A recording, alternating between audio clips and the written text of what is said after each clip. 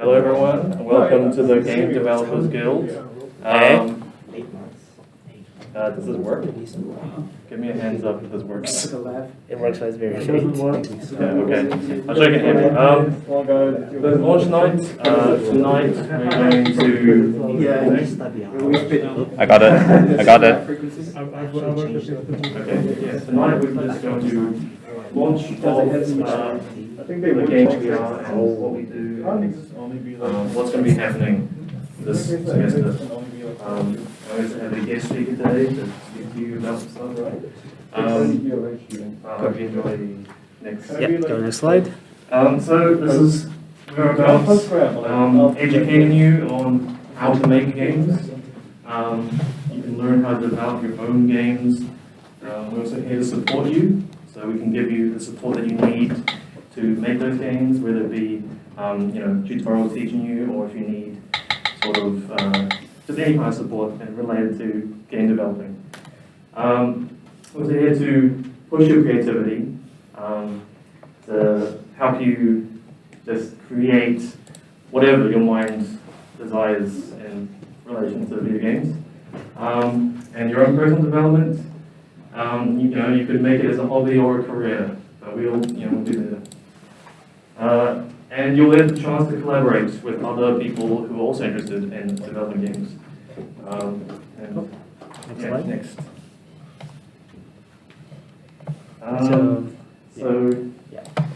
Let me just take a part here. Hi, I'm Josh. I'm the president of GDG. So just to give a brief disclaimer on what's in game dev. So what's in game dev is a mix of things, from coding to art to design and sound.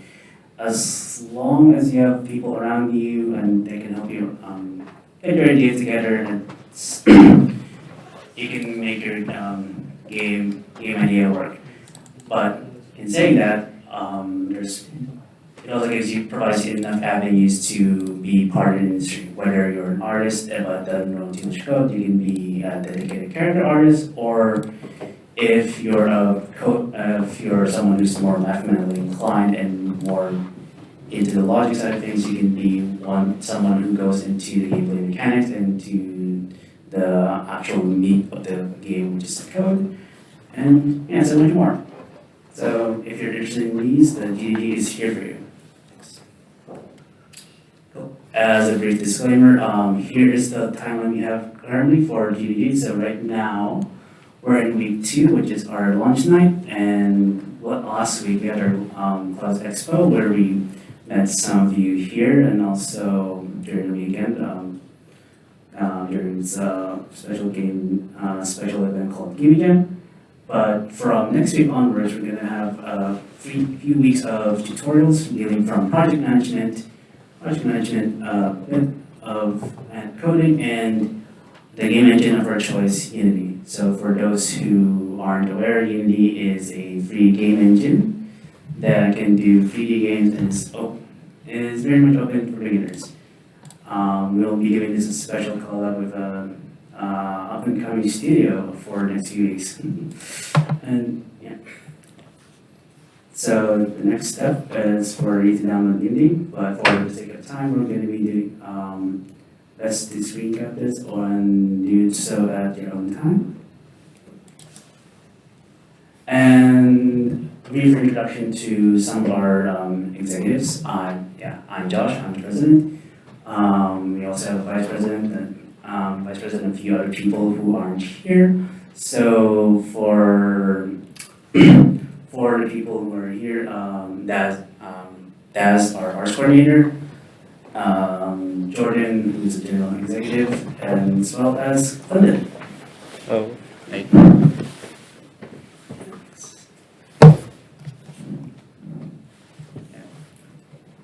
This wasn't updated in time, but yeah.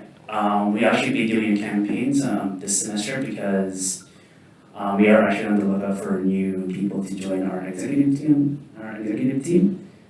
If you're interested in game dev and want to help out the GDG in some capacity, feel free to contact us at council@gdg.com or ping us on our Discord server.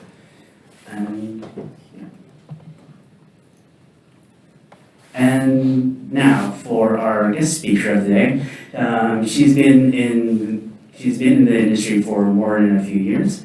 Worked on multiple roles from digital marketing to game development and recently VR, and is currently at head of 3 studios, one of which got a partnership with PlayStation. Ladies and gentlemen, allow me to introduce to you Sam Ramlu.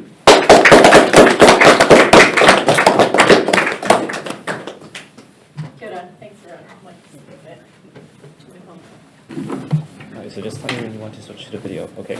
Yeah, sure. So maybe before I start, and while I'm getting mic'd up, I wouldn't mind playing a trailer to Wanderer, which we launched earlier this year.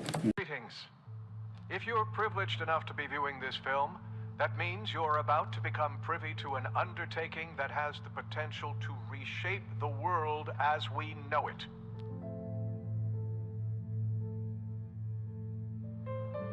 I present the Temporal Transporter.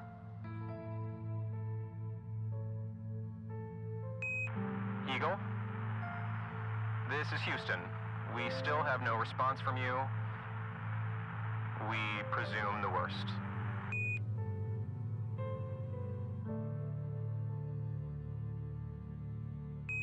Patching through President Nixon now. Good evening, my fellow Americans. Fate has ordained that the men who went to the moon to explore in peace will stay on the moon to rest in peace. And though the Soviets have accomplished putting the first man on the moon, know that for us Americans, who dared send 2 of our sons into the unknown, sons who lay down their lives for a most noble goal, we will not give up.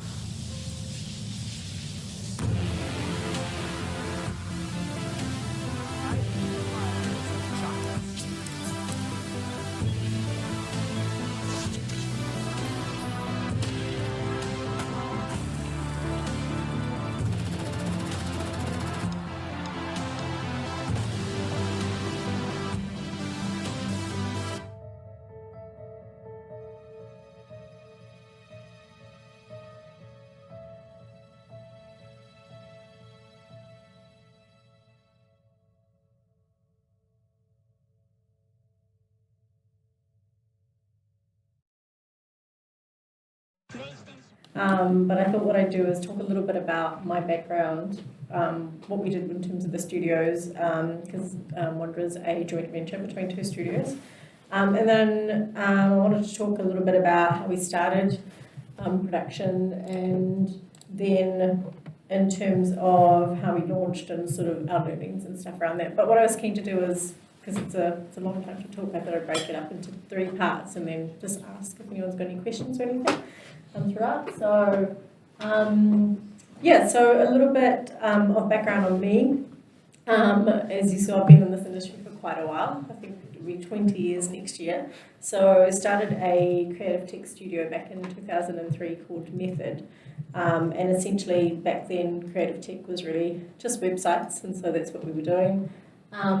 With the idea that we might jump into game development and original IP development over time. And so essentially from that studio, a lot of the work we did was very much across cutting edge technology.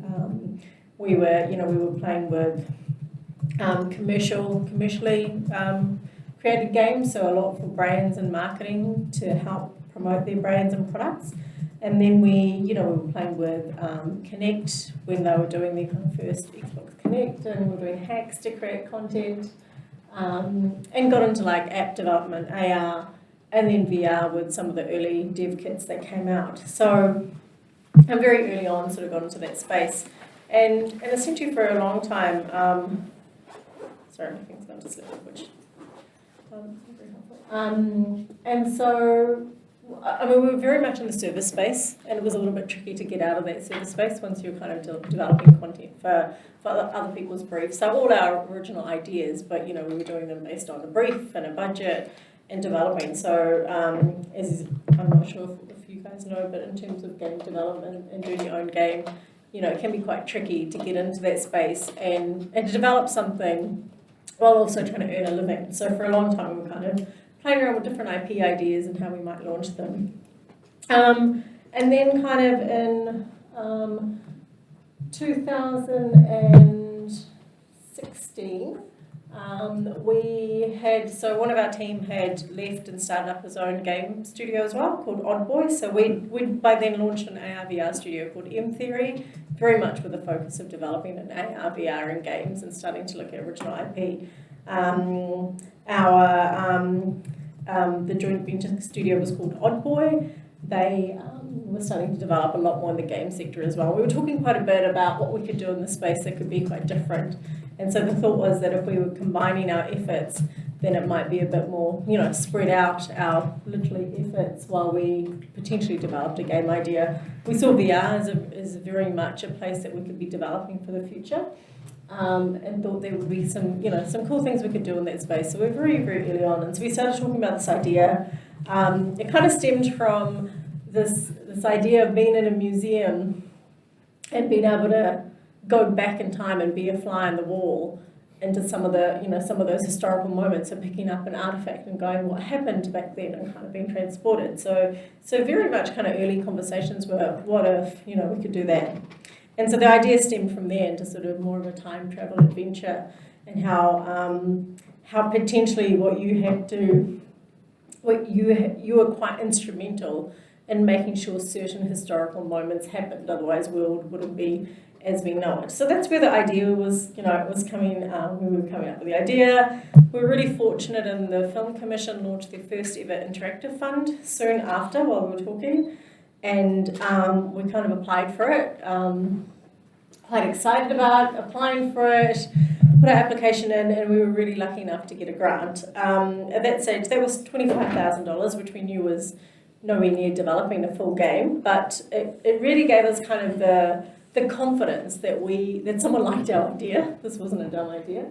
And that maybe others might like it as well. So we kind of took that $25,000, spent a lot more of our own money and time, and started developing a pitch deck and a demo. So over kind of the next year and a half, we developed a demo out. Now, we were already established as a studio, so for us, what do we want to do here, apart from us spending the time? So we looked at actually hiring someone who could come in and help build the demo out.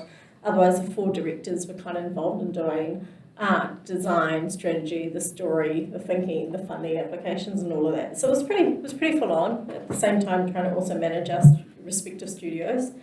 And then basically the next kind of, after we were developing the demo out that kind of year, 9 months, the next sort of period was really about kind of going all around the world trying to find funding, essentially, for the game. So initially we had this idea that we could do this almost like a series. So the idea being that it would play out like you'd see a Netflix series. Each episode would be a moment in time that you could go to, and that we could, for us, roll out an episode every 3 months, gives us content to work on, audience, and the funding might come in that way as well. And so we were out, I remember trips to China, to LA, to New York, China, as part of other things that we were doing, as part of delegations and stuff as well, just literally showcasing the game to anyone and everyone, traipsing around, places trying to find people to showcase the game to. And we were lucky enough that the Odd Boy team at the time were at Boston, in PAX in Boston, in March of 2019, and presented it at one of those kind of Dragon's Den style pitch your game sort of conversations. And we were lucky enough to have a Sony executive there at the time who saw it, came and had a chat to them at the stand they'd had at the conference, and then within a few months we had a contract, which was really, really amazing. We were all pretty blown away. At the same time, my partner and I, who were managing Method and M Theory, were at GDC in San Francisco talking to people there as well. So you can imagine the costs and kind of managing some of these conversations, which I'll tell you what, would be a lot easier now, post-COVID. For these, previously you had to travel, like there was no choice but to kind of travel to get in front of these funders. It's easier now, you still need the connections and networks, but you can have video conferencing calls now and people are a lot more amenable to them. So we got this amazing contract from Sony. We probably downplayed our funding a little bit because we were so excited to be talking to the people who could actually fund our dream. And also the advice from the executive at the time was, look, don't do them as many episodes, just do a full game. So what we ended up deciding on was creating Wanderer as a trilogy. So there was just so much we wanted to pack into it. We thought we want to reveal this story as you go through. And so instead of all these mini episodes, we thought of doing a trilogy. And this first part was essentially the first part of the game. And so we started building our team and so that was March. We hit that by kind of May, June. We knew that we were going to get funded and contracts were underway. It took a little while. And I think we finally got the final signed contract in September, but we started hiring because we knew that this was going to happen.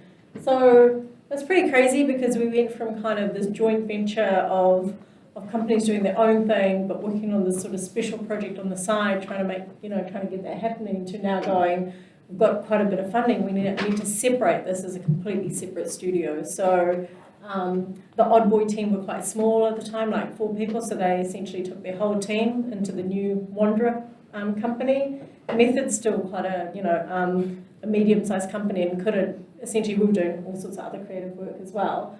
But my partner, who's our creative director, moved over completely to Wanderer as well, and I became executive producer, splitting my time between Method and Wanderer. And so we started hiring. So we were really lucky in that we had 4 people come over from the Odd Boy team. We had another couple of people who'd been working on the game at Method come over as well. So 3 full-timers from there, me part-time. And so we kind of had a really great team of 8 to begin with, to start with, which of course made it easier to build from. And so we started hiring the people we needed, which is artists, developers, and kind of went all in hiring people all in from day one, which is something we've learned from, in terms of going forward, like not necessarily hiring everyone at the same time and looking at when they might be needed in the process. So we're now starting phase 2 of development. More will be revealed soon, but we're essentially looking at who we need as part of the team now versus who we might need 6 months from now, 9 months, from now. So instead of hiring everyone up front, kind of looking at that rollout. Probably a good time for me to take a little bit of a breathing break and see if anyone's got any questions or comments at all. And if it's interesting information that you want to hear. Yeah, I just want to ask, how do you try to get funding? Like, do you just advertise the game to people? No, well, so I guess, it's a little bit different because we've been running Method by then for 14 years or something, 13 years. So through that, I kind of started to reach out to some of the networks that we'd created through government organisations, through Film Commission, because we were doing work in the VR space and linking to film studios and stuff. I was able to kind of talk to executives around New Zealand, kind of go, have you got any contacts? I'm going to go to New York to do this. Have you got any contacts there? Can I link into any contacts? So it is really a networking, connections game, really, and trying to find. And then at that time, there were a lot of funds coming out on VR, so like super funds and VCs, and you could apply for things. So we were doing a lot of online applications. So we had a really good pitch deck, and we were developing the demo out, but people wanted to see the demo. People wanted to see play the demo. So we did a lot of presentations in New Zealand and outside, like that conference, the PAX in Boston. Basically just getting people to run through the game, to play through the game.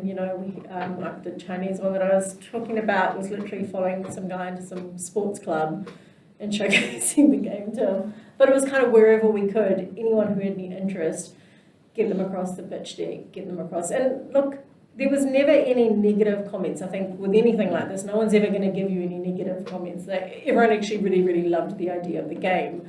VR was just so early, if you can imagine, back in 2016 and 17, some people thought it was dying, that it wouldn't even do anything. Others didn't know much about it. And then even others who are investing kind of like, I don't know the risk factor yet. I don't know if it's going to be a good investment for them or not. So it was pretty tricky, and we knew that the people that we really wanted to get across was PlayStation and at that time Oculus, which is now Meta, because and Facebook had bought them. So we had contacts with Facebook and, you know, Sony that we were just, these are the guys who are in the space who were likely to fund games in the space because they're looking ahead, you know. So that was kind of our, almost like we had to get money from either Sony or Meta, was kind of where we were at, yeah. So is this PlayStation exclusive? No, it isn't. So when we kind of, you know, when working with PlayStation, actually, and also what we didn't want to be a PlayStation exclusive as well. You know, Oculus Rift was really, and in fact, for us, it was kind of like, we kind of thought Meta might have been better bet longer term because of, you know, Quest and where, because so we'd had a prototype from them, which is what the Quest is now. I think it was called Santa Cruz at the time, and so we kind of like, we can see where it was going with the mobile VR, and PlayStation didn't ask for that either. The initial contract had us launching on PlayStation first with a 6-month release later for the others, and we negotiated that through COVID and said, look, can we, you know, we're already running behind in our deadlines, we think we'll have a better way to market the whole game is if we go, you know, all platforms launch. And they were very good about it. They said, look, since, you know, in the last couple of years, we've kind of changed the terms anyway. So they weren't expecting it to be exclusive at all, yeah. Yeah, but in your opinion, do you think the investment ecosystem now is much more receptive to game development? I mean, I think, you know, you would have seen locally as well, a lot more VCs coming into the space, which, you know, back when there are people literally in the space who are VCs who I was talking to 3 years ago who weren't interested, you know, who were like, no, VR in itself is, you know, I'm not sure about VR, not sure about games, and not sure about New Zealand as a place to invest in games, especially in VR. And we've seen them come into the market, you know, and it's changed quite dramatically. So look, what is hard is when you're leading a space so much on the cutting edge, it's almost too early sometimes. You know, a lot of the things we've done, even under Method, is we were doing augmented reality before it was even a thing. And what happens is sometimes you miss the boat, basically, because you're there early. Others come in and you moved on. And, you know, which is just, that's just how it happens, right? Because you have the bulk of the population pick it up later. And if we look at VR now, the fact that we had the first developer, you know, dev kit, Oculus dev kit, we might have been a couple of companies in New Zealand who had their hands on that in 2014, you know. So very, very early on. Yeah. But I think, yes, sorry, to answer your question, that there is more, you know, there is more reception here, there's more people coming into it, and they can see it. They can see it's a growing, lucrative industry if you can get it right. Yeah. So they all want, you know, investors want a 10x what they put in. If they put in $1 million, they want 10 million back. That's their whole goal. So when they see the games industry, especially in New Zealand, growing as it is, the New Zealand industry is a lot cheaper to get into than it is in America. It just is, you know, yeah, sorry. How large is your company right now? Yeah, so we've kind of, so what we did, and I was going to talk about that next actually, so good segue. But we went from that team of 7 to 8, to then a team of 18 quite quickly with a core production team. And then at the peak of development, we were like 22 to 25 people, plus contractors. So we were using concept artists from around the world, character artists, clothing artists, and modelers and stuff all around the world. We had a couple of writers on our team who were sort of contract part-time writers. We had a sound person who was able to create his own studio off the back of the contract that we got. And he's going great and does amazing sound and audio. And he came on board and was kind of our, you know, specific sound person for the period of the game. And so then what we did is when we launched earlier this year, by that time we'd kind of gone back down to a core group of about 8 to 10 because we were near the end of development. Everyone we'd hired were on fixed contracts, and it was kind of like we're, you know, literally running out of money and game to develop. So when we came to launch, I think it was back down to like 8 to 10 people. And essentially from then till now, we've essentially been just patching, you know, fixing patches. We're now doing languages and just additions to the game while we try and find the next tranche of funding, which I can't talk about too much yet, but we're looking for new people right now. So some good stuff's happening. but we'll probably be ramping up again. You know, might be like 20 to 30 people again at our peak development.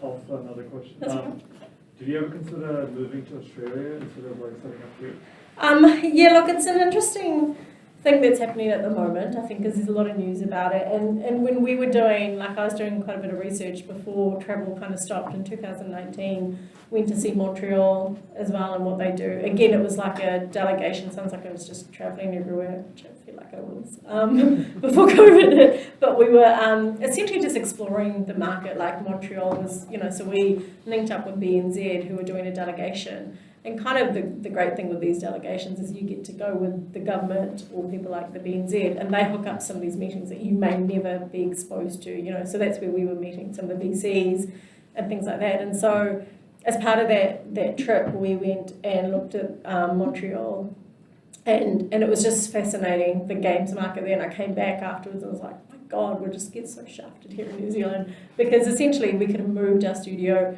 to Montreal and straight away got 25% to 40% back on what we spend, which is massive money, you know. And the cost of living compared to here in Montreal is probably a lot better than if you think about somewhere like Australia, you know, Sydney and the like. To answer your question, what's difficult about it is we're a Tamiki Makaurau-based studio. My partner and I have a son, you know, and we're based here. Our other studio's here. Our other director has his partner here, family in New Zealand. It's really hard to kind of just go, we want to up and move. And then the other thing is it's also great to have the team together working a lot of times, you know. So while it sounds like the opportunities might be better and actually we'd be able to kind of be more cost effective, it's not an easy thing to kind of move. You know, if we were starting out in our careers and we had to weigh it up, maybe my family is actually in Australia, so in Sydney, and so, you know, for a long time we were like, do we move to Sydney at some point? And so if we were earlier on in our careers, it might have been an easier decision, but we were all established here, with careers established here, so it was quite hard for us, you know. And the other thing is, look, personally I want to grow the New Zealand market, you know. I want people to be able to find the same jobs here. I want government to take notice of what we're doing here. And look at some of the awesome studios. You know, we're just one of many awesome studios who are coming through, and I think getting that attention here rather than everyone just kind of disappearing. And I guess, you know, in a way, I'd rather support the learning and growth of our industry than to kind of flee from it. Not to say that people are fleeing from it, but, you know, and it totally makes sense. If you're a studio running $1 to $10 million, if you can get 25% on that, you know, it'd be stupid not to kind of consider it. One thing that really curious me about the development Wonder VR is how do you keep the team morale high during production despite the long development time? We bought a lot of pizzas. I can't even explain to you. So I was working, because the other thing I just want to talk about as well is we went into production so late, you know, 2019, we built this team up, and then by April, we were all working from home. We'd all been forced, you know, to work from home, and this was a new team. No one had shipped a game before, let alone a VR game. You know, let alone a VR game with PlayStation hanging there on the edges. But it was really tricky. You know, one, we had kind of junior to intermediate people who didn't have their hands held, but as a team, it was a lot easier to work in the office. And so we all were disbanded and working at home. And so our senior team, so Ben, who's our co-creative director with Yuj, who's my partner, co-creative director, they spent a lot of their days on calls with people, just getting them across stuff. And, you know, and I guess it kind of just, it lengthened everything, you know, massively. And so COVID had this massive impact on us and being able to kind of get through that. But at the same time, we were really conscious of making sure that everyone was healthy and safe and all of that. There was obviously things that were helping us from our government. PlayStation also put out a COVID subsidy that really helped us, you know, get through. And then we were back in the office sort of later in 2020, and it felt like there was just a lot of, you know, at certain milestones, there was crunch, and we couldn't avoid it. You know, as much as we don't want that to be a thing in our industry, when you've got a deadline And the way most humans work is you work in that deadline space, and you might produce your best work, you know. So I think a lot of people, I know I'm best if I'm literally an hour away from deadline. But so for us, it was really tricky. I think in general, the team were just really passionate about being able to work on something like this. You know, everyone loved the idea. I think generally there was really great culture in the team. So no one kind of, you know, while there were moments of pain, no one sort of, you know, jump ship or anything. And literally we ordered a lot of pizzas and takeaways to keep everyone working away. It's like, what else can we do? This is all we can offer you guys, you know. But going into kind of our next phase, there's so many learnings on, it is insane to be working, and this sounds insane, but to be working till 2, 3 in the morning, because you get to a point where your productivity is just not worth it. You know, it's better for you to go home and sleep and come back than to be doing this and actually mindlessly be doing something and not actually getting, you know, any further on it. So, like, we just want to make sure production-wise we have a really good schedule. We didn't have a producer, you know, like a day-to-day producer, which is crazy. We just didn't find the right person, and so this time it's really, really important we have a producer, and we're going to look for a tech producer, so 2 different people who can really help manage, you know, that workload. And so just putting in a lot of that in place, you know, to make sure that we can go forward with that. With VR games, as somebody who's got a VR headset, I find it's very hard to find games that are games and not just tech demos.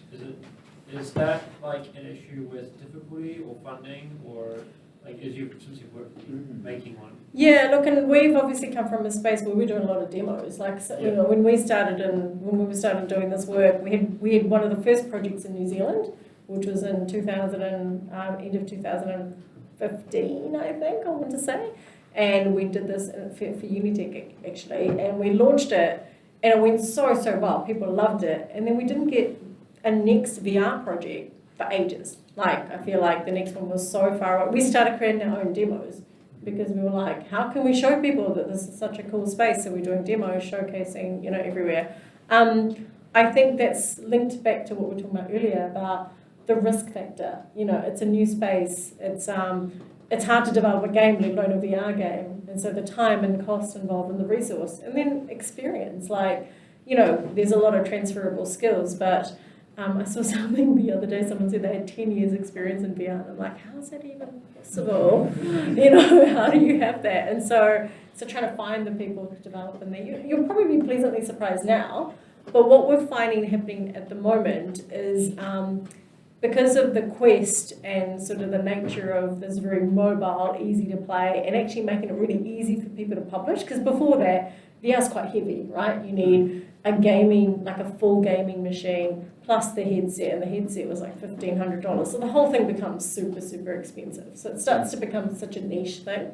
Whereas what Quest did was make it easier, $450 for a headset. So suddenly you've opened the market, but it also means you've opened the market to all sorts of developers. And so, rightly or wrongly, there's a lot of really easy games, simpler games on there. Almost like what happened with the mobile market. If you think about some, you know, there's a lot of throwaway games in the mobile market.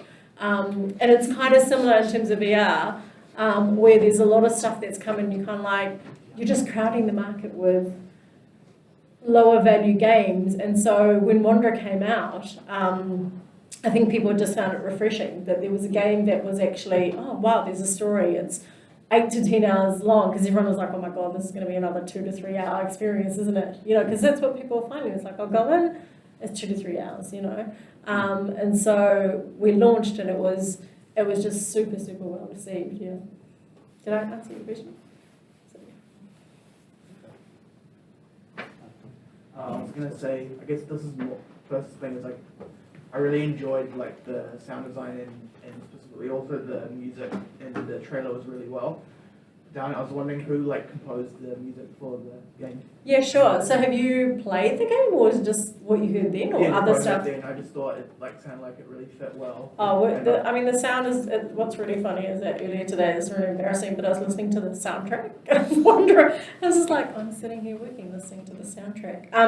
But we are about to launch like a deluxe edition, which has got the original soundtrack, because the sound and the music is just awesome. So Akal Audio is our sound person, and so they're the ones who were contracting to us, started up their own studio, and look, we work with James Dean, his name is, JD, for all our sound across all the different studios that I manage, and he just does a great job of getting it. He was very much a part of the team as well with Wanderer.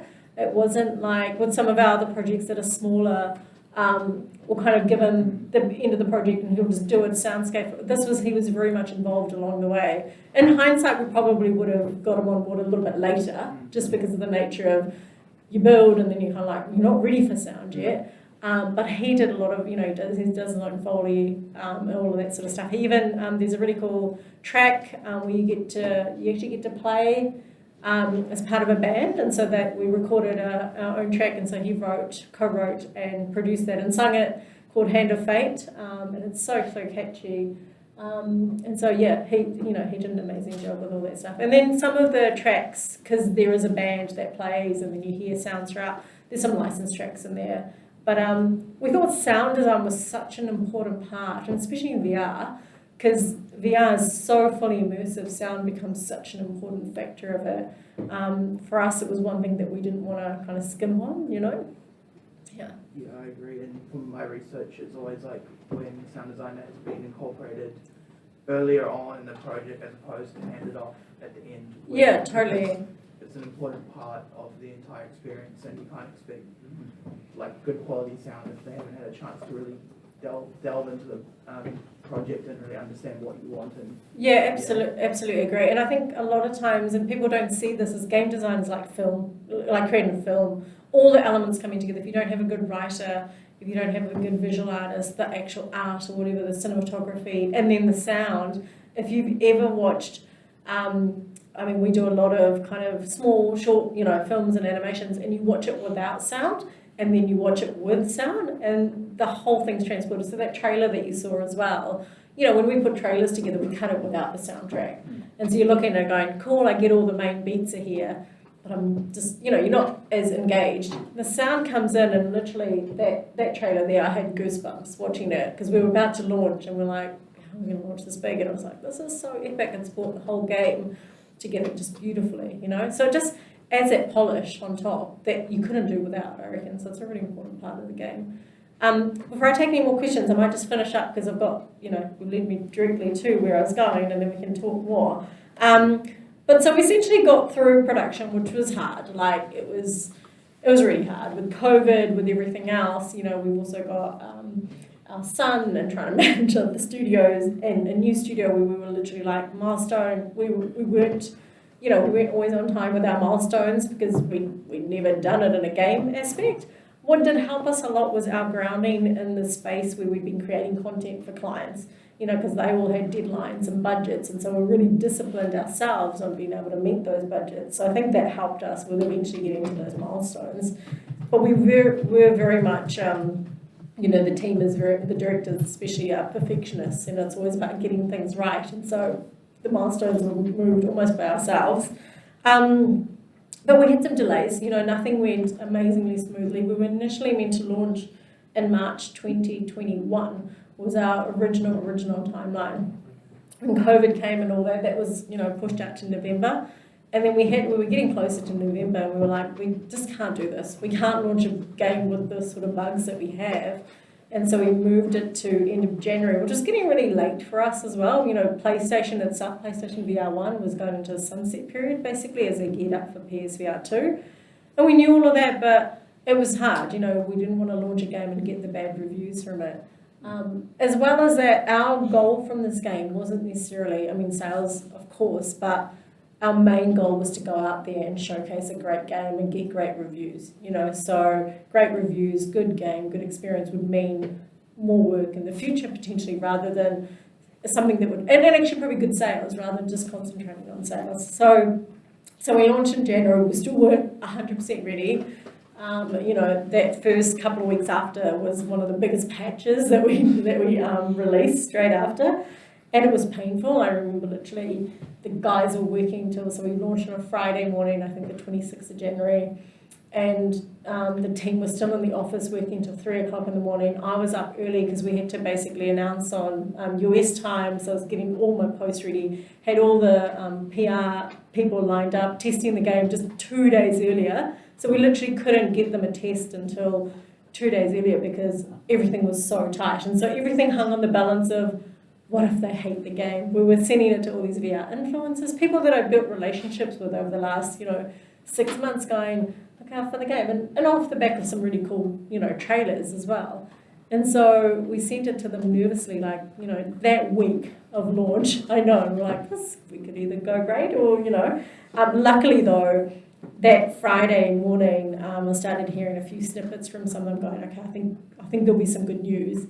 And literally we had to wait for the streamers to come online. So we were all on the, so they started about 5, 6 a.m. New Zealand time. We'd all made a plan to get into the office for 9 a.m. to watch some of the streams together. But we start watching them and I think I've lost the thing. Yeah, dropped out. Thanks. It was a MacGyver moment that I did earlier. Anyway, I'll just hold it.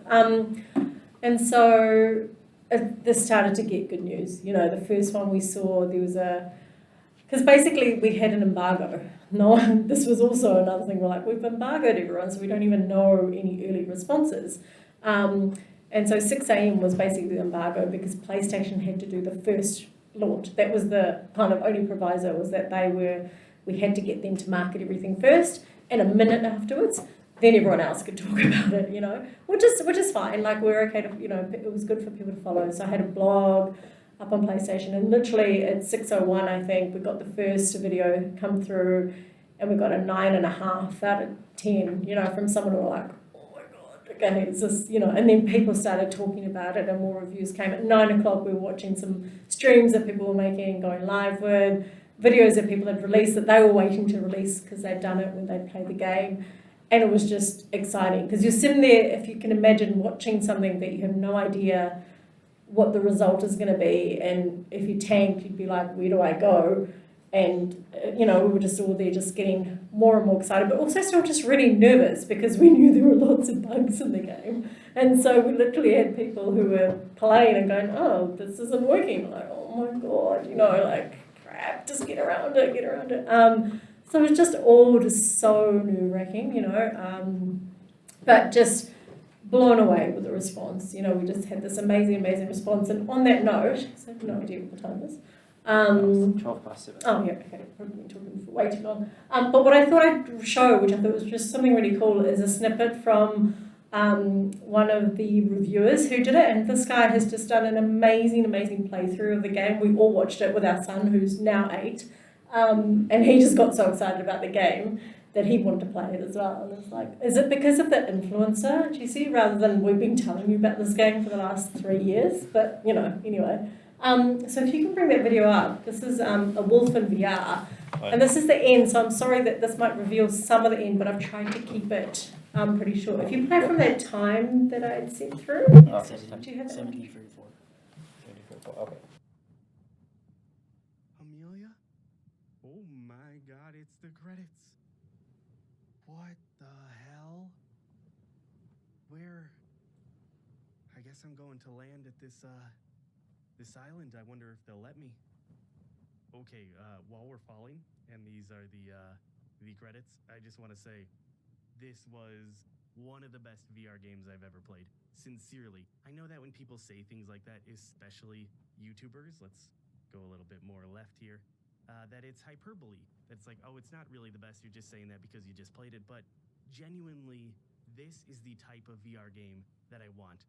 Crazy, intense experiences, going to marvelous locations that you couldn't go, to different time periods, to events that you couldn't witness on your own. I feel like I am listing very much this far, and this game accomplished that perfectly. It really did. I love escape games and puzzle games like I Expect You to Die and Floor Plan, but this combined it with an adventure, an incredible adventure through time, and I will not forget it. Oh no. I'm drowning. Oh. Whoa, what? I did it. I landed. So we are not done. Now, I was gonna say that the one confusing part in this game is probably the story. I don't really know who. Just sums up nicely a lot of the reviews that we got and how stoked we were. I know. Was quite an awesome end or beginning of our next adventure essentially. So, yeah, thank you. But I'm really happy to talk more and chat more questions, etc. Yeah, definitely have a few more questions here. Yeah, give a round of applause for Sam Ramlu.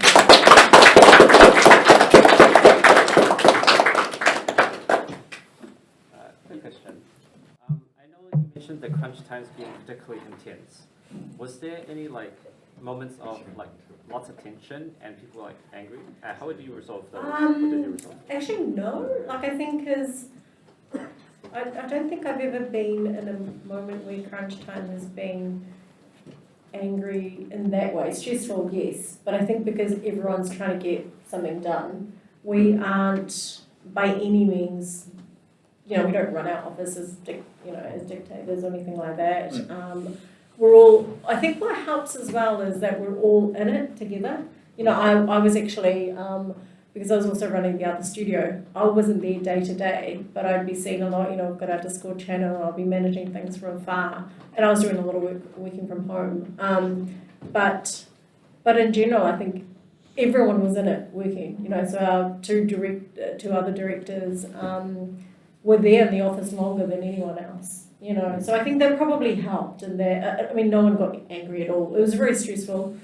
So just in terms of just the time, and I think more than anything, it probably wasn't so much that I need to get home, I need to finish working. It was more I need to get this problem solved, which is really great, and having that mentality of the team. But at the same time, I think what's important as leaders is that we don't take advantage of that because we have a lot of great, passionate people. And I know what I'm like and wanting to just finish something, but not everyone is an owner. They don't have the same investment and reward, essentially, at the end of the day, right? It's not fair for us to expect that, but also to exploit that, And I think in general, a lot of game, I'll say developers, but that includes everyone in the games, sector, is in it for passion because for a very long time, and probably still now, the salaries aren't quite where they need to be. And so I think long term now it's great that the industry has been recognised more, that people will start to get paid more hopefully, and would all be rewarded more, that you can take a bit longer to develop something, But at that time everyone was just in it together going, we need to solve this problem because we want to get it fixed, and it was great to see that passion, Yeah. Any advice for us student developers particularly? I did a talk, must have been last Monday actually, to the Summer of Tech group as well, and it was very much about careers and how to apply for roles and what to look for. But I think the thing is, you guys are all specifically developing in this space. Is I think there's two things, and they kind of contradict each other. But one is find your passion, find what you do that you love. Of course, because if you're working on that, then you'll always be excited about it. If you're not doing something you love, it's going to be a lot harder to come to work every day or, open your computer every day. At the same time, I think you'll find that, especially in this space, it's really, really hard to find that perfect opportunity straight away. So, if you're going out looking for jobs and you've got my top 5 studios that I want to work at, then that's not necessarily going to work out, and that's just being really honest about it because, it's hard. It's hard to get into the space. It's hard to kind of upskill in the space as well. But in saying that, I'm not saying compromise, but I think look at that list and go, who's the next best place and what can I get out of it? What can I get? What can I add to myself and my CV from that place? So it's not settling, but it's going, if I was to work here instead, why am I doing it? The further down you go through that list, you might be kind of compromising a bit more and more. But I think in the first instance, look at the game studio. What is their ethos? What are they developing? How does it fit in with what you want to do? Is the art style something that you really want to, or was the game, that genre really exciting for you? You don't have to love that sort of game to be a developer in that space, Like half of our team weren't VR game players. all the time. So I think, but just finding that moment and passion, because I guess the thing is you want to try and solve that problem, you want to try and do a better job, you want to try and create a better game.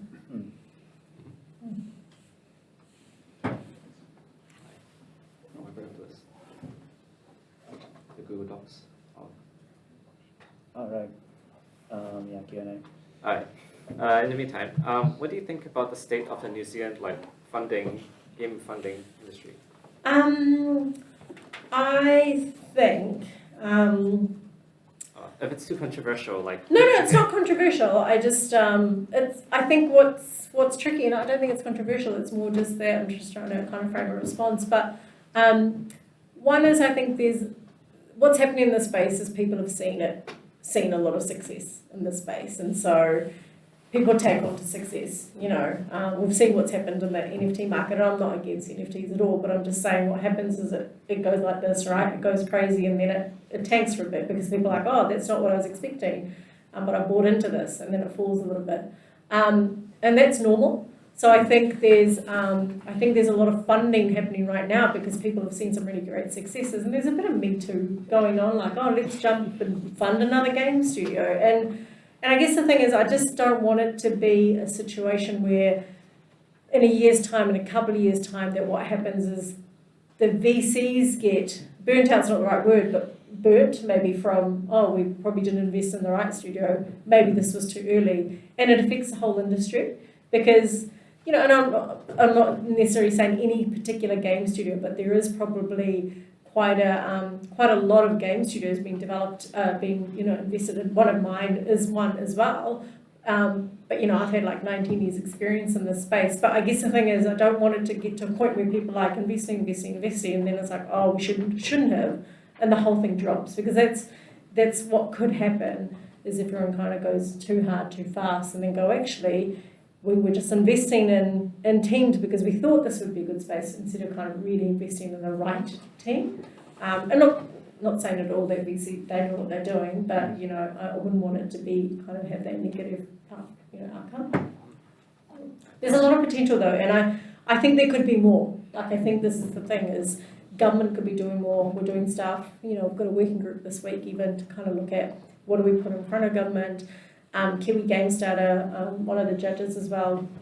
But the thing is, I look at some of this funding, I look at the work that the entrants are doing, I'm like, $25,000 for the work that it's nothing. Like in a space which is, it's like some of the coolest tech we're creating, what's $25,000, So it's hard to put that value, I think, to show that, for people to understand that value.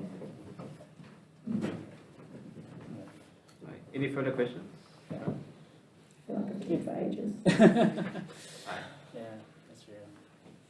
Yeah, is there anything in particular you think you would have rather done differently along the journey to release Wanderer? Yeah, we should ask for more money. Yes, but look, I'm very much believe that all of this stuff is learning experiences, and I feel like if we hadn't done it that way, we might not have been where we are and learned what we have learned. Would have been awesome to have a producer, along the way. I think, we did a really great marketing and PR job, but maybe in terms of our product strategy, there might have been some additional work we could have done there. Yeah, look, I think there were so many learnings, there were so many learnings that were taken into the next thing, but I think they all helped create, like, the game as it was, but also us as a team and being able to develop that further. Yeah. I mean, like anything, I think more time and budget is essentially, like every project, would be great. Yeah. That's true. Yeah. I actually do have a question when it comes to the sales of Wanderer. Did having the influencers actually help increase the sales for it, or? Look, with VR being such a niche market, I mean, I don't know if you saw, this one here, this is our launch trailer for PlayStation. So PlayStation, part of their deal, gave us a marketing fund that we could basically use, in terms of, so it's in-kind marketing. It's given a worth because it's worth, so on PlayStation's channels. They stuffed up a little bit our launch in terms of it not being on the store on the day of launch. I shouldn't say stuffed up, but you know, it didn't happen. And so we reached out to them and essentially ended up getting across all their key media as a showcase, and that was amazing. I think without the influencers though, because they're essentially the ones people go to see if a game's good to play. How, you know, when should I buy it? And so they're literally watching playthrough videos before they decide. And yeah, maybe some people aren't buying because they've seen a full playthrough, but if you really want to play a game, you go and buy it. So I just don't think we would have got the same amount of sales at all without the influencers. And if you go and do a search on Wanderer VR and YouTube, you'll see all the videos, you know, and content that they've created for us. In fact, if anything, we still get key requests, and I've kind of started to say no to them because there's just so many. I'm like, how many people are out there talking about games? But also, I guess at the same time, we don't want to be overcrowding with, you know, we want people to find out about it, but we don't want it to look like every single game streamer has been given a key to, you know, to Wanderer. So we're just trying to balance it out a little bit. Our whole thing with Wanderer though was all about reach. One, it's VR, so it's a very niche market. For us, it was about get into the game, find out about the game, because there's 2 more coming. So if we can tell as many people as possible about Wanderer 1, when we're ready to do the next kind of phase development, they can, you know, they're there along for the ride sort of thing. Yeah. Okay, we'll have 2 more questions, and then we'll move on. Any questions? When's the second one coming out? What was it? When's the second one coming Oh, out? I can't talk about it. Like. Okay. Top secret. Yeah, at the moment. But we obviously want to finish what we started. Yeah. Yeah. But the next, I mean, this isn't necessarily a secret at all. But the next stage for us is essentially getting Wanderer 1. So it's not actually on Quest Native. So that's something that we want to do. So it's on Quest Native because we know that it'll increase sales quite a lot. And so, you know, a lot of like launching this, we're hoping to get to that next bit. And then also for PSVR too. So we want to have the trilogy all on there. So that's the next phase for us. Yeah, I was actually going to ask about that because your agreement with PlayStation is just for the PSVR 1. So would that be a new agreement entirely for PSVR 2? Yeah. Okay. That's the stuff around. But we're still working on it. Yeah. Is that it? Any more questions? Oh yeah, one last question from us. So this is coming from our stores officer, Izzy. And she was asking, how has being a person of color and a woman in the hotly growing tech industry shaped your experience in it? Look, probably a lot more subconsciously than I realised until the last couple of years, maybe, because I am who I am. And so, you know, I've not had a white male person's experience. So for me, I guess a lot of that is from hearing other people's experience. My partner's, you know, European male, and there'll be moments that I've gone through, and, you know, we worked in this kind of advertising, marketing, digital space as well. And there'll be things I'll hear from him, and I'm like, oh, that's really interesting. That's a different experience, literally with the same person that I had. I've had really some obvious moments where one was leading a workshop when the person came in. It was for men's suits, and I was running the workshop, and he kind of said, look, I don't think you know this space, and literally kind of walked out, and that was just so weird. I was like, for ages afterwards, I was like, I don't know what just happened. You know, so very old school person. Look, I think the thing is, all I can say is I can talk from my experience. I'm a very strong-headed, you know, strong-willed person, and so a lot of times I probably have a little bit of blinkers on that I want to do something, and I just want to do that. And sometimes I don't consider what might have been in my way because I've not looked at them, you know. It's something I probably realise later or in hindsight. I think in terms of developing for Wanderer and anything else, I mean, it's really important. All my life I've grown up seeing content that isn't targeted to me, you know. I grew up with Bollywood content as well, so there's some content in there that, you know, in terms of being a person of colour, I can see, but also very, very skewed a certain way, you know.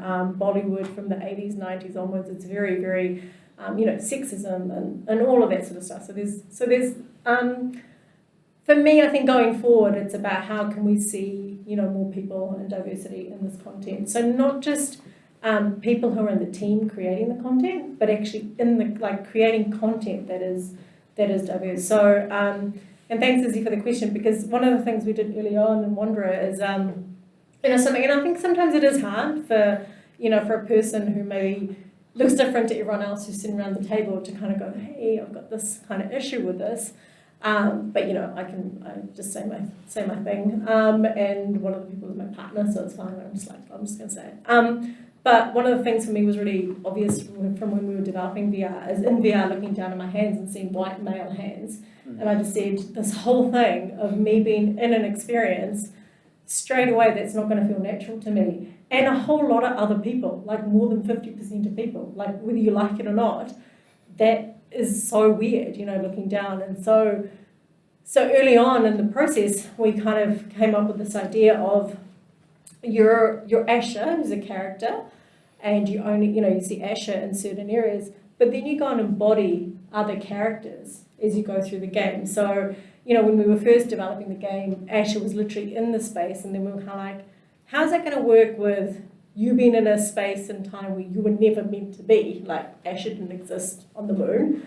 But also, how can we kind of cover the diversity angle? And so, essentially, when you go into any of these moments in history, you become a person in that time. So you look down, you've got female hands, you've got brown hands, and all of that. And so it's a small thing, but something that came through.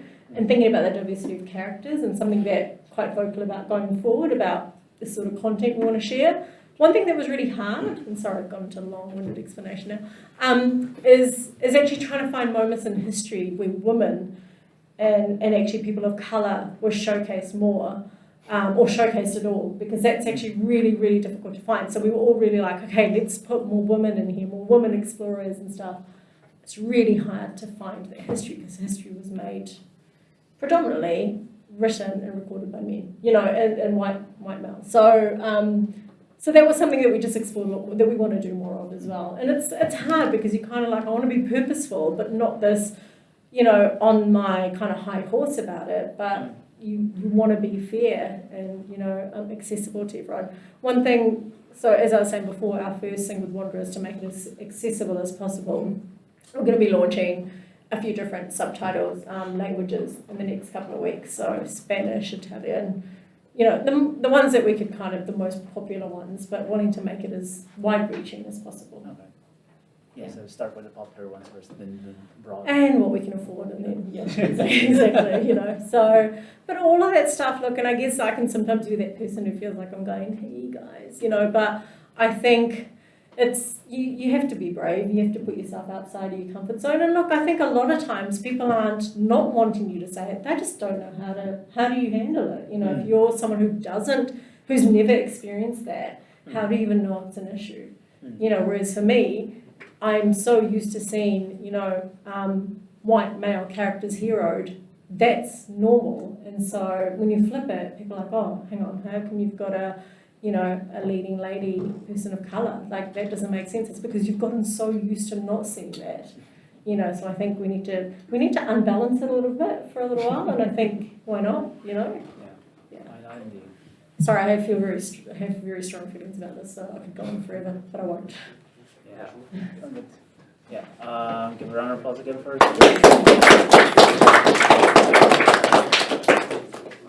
So, yeah. Before we wrap up and go to Subway, yeah, then if you can actually pull up the other slide. We'll actually showcase something very special, because early, before the end of the semester, last semester, we actually did run our month-long game jam called GDG Jam. So, yeah. That's the one, and if you skip to the last part,